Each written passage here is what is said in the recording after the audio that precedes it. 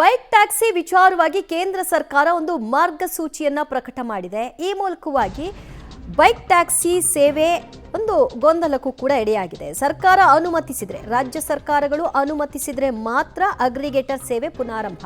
Bike ಟ್ಯಾಕ್ಸಿಗೆ ಕೇಂದ್ರ ಸರ್ಕಾರದಿಂದ ಮಾರ್ಗಸೂಚಿ, ರಾಜ್ಯ ಸರ್ಕಾರ ನಿಷೇಧಿಸಿದ್ರೂ ಕೂಡ ಕೇಂದ್ರದಿಂದ ಅನುಮತಿಯನ್ನು ಕೊಡಲಾಗಿದೆ.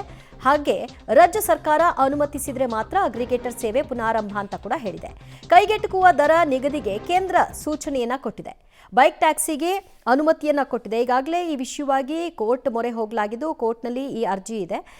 ಇದರ ಬಗ್ಗೆ ಮಾರ್ಗಸೂಚಿಯನ್ನ ಮಾಡಿ ಅಂತ ಕೂಡ ರಾಜ್ಯ ಸರ್ಕಾರಕ್ಕೆ ಹೇಳಿತ್ತು. ಈಗ ರಾಜ್ಯ ಸರ್ಕಾರ ಒಪ್ಕೊಂಡ್ರಷ್ಟೇ ಇದರ ಜಾರಿ ಅಂತ ಹೇಳಿರೋದ್ರಿಂದ ಅಗ್ರಿಗೇಟರ್ಗಳು ಇದನ್ನು ಸ್ವಾಗತಿಸಿದ್ದಾರೆ. ರಾಜ್ಯ ಸರ್ಕಾರ ಅಗ್ರಿಗೇಟರ್ಗಳಿಗೆ ಅನುಮತಿಸಬಹುದು ಅಂತ ಕೇಂದ್ರ ಸರ್ಕಾರ ತನ್ನ ಮಾರ್ಗಸೂಚಿಯಲ್ಲಿ ಪ್ರಕಟ ಮಾಡಿದೆ. ಪ್ರಯಾಣಿಕರ ಬಳಕೆಗಾಗಿ ಖಾಸಗಿ ಬೈಕ್ಗೆ ಅನುಮತಿಸಬಹುದು ಅಂತ. ಖಾಸಗಿ ಬೈಕ್ಗಳು ಯಾಕೆ ಅನ್ನುವಂಥ ಪ್ರಶ್ನೆಯೇ ಇಲ್ಲಿದ್ದು, ಈಗ ಅದನ್ನು ಕೇಂದ್ರ ಸರ್ಕಾರ ಅನುಮತಿಸಬಹುದು ಅಂತ ಹೇಳ್ತಿದೆ. ಇದರಿಂದ ಸಂಚಾರ ದಟ್ಟಣೆಯಾಗಲಿ, ಮಾಲಿನ್ಯ ನಿಯಂತ್ರಣಕ್ಕಾಗಲಿ ಬಹಳ ಅನುಕೂಲ ಆಗುತ್ತೆ. ಕೈಗೆಟುಕುವ ದರದ ಪ್ರಯಾಣ ಸೌಲಭ್ಯ ಸಿಗುತ್ತೆ, ಸ್ಥಳೀಯ ಸಾರಿಗೆ ಅಭಿವೃದ್ಧಿ ಆಗುತ್ತೆ ಮತ್ತು ಹೆಚ್ಚು ವಾಹನ ದಟ್ಟಣೆಯನ್ನು ನಿಯಂತ್ರಿಸಬಹುದು, ಜೀವನವನ್ನು ರೂಪಿಸಲು ಅವಕಾಶವನ್ನು ಮಾಡಿಕೊಡಬಹುದು.